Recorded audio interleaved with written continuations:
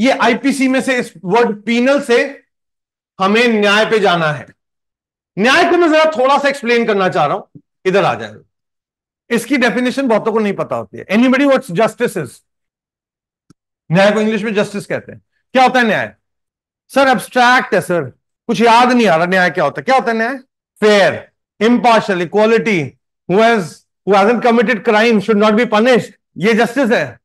Equality, fairness, okay, right according to the law.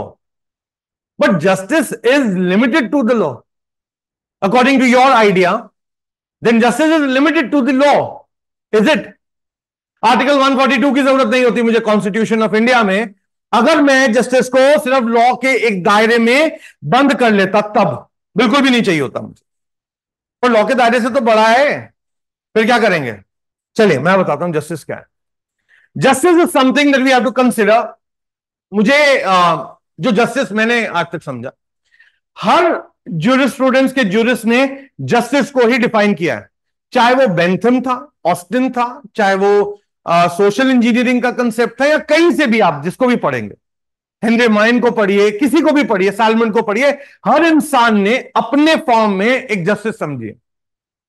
ठीक है, सो हम जस्टिस को अगर ये बोलें कि एब्स्ट्रैक्ट है, तो मैं बोलूंगा बिल्कुल एब्स्ट्रैक्ट है। लेकिन ये न्याय जब इस वर्ड में आ रहा है तो इसका मीनिंग क्या है? मेरे लिए यहां पे न्याय का एक स्पेसिफिक मीनिंग है।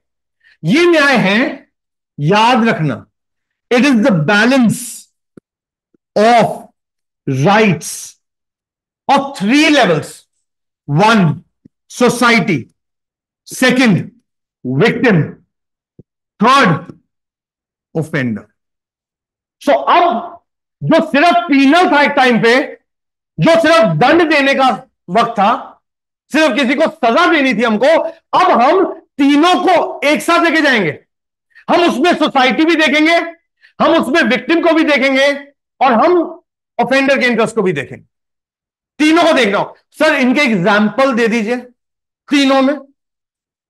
फॉर एग्जाम्पल, ध्यान से सुनिएगा, न्याय को मैं यहां पर दे रहा हूं, तुम लोगों को ध्यान से सुनना।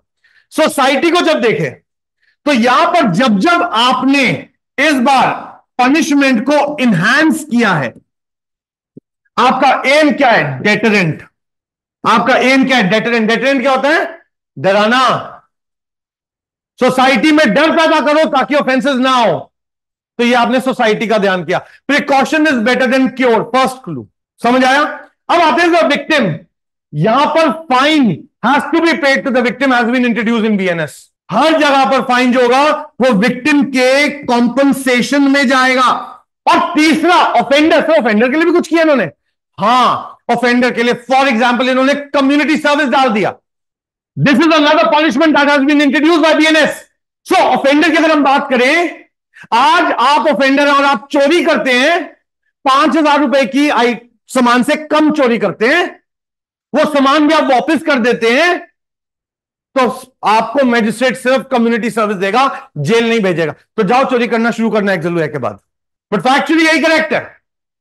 मैं रिपीट कर रहा हूं, कोई इंसान अगर 5,000 रुपए से कम की चीज चुराता है, वो चीज चुराने के बाद वापस कर देता है, तो सिर्फ उसको सजा कम्युनिटी सर्विस को मिलेगी।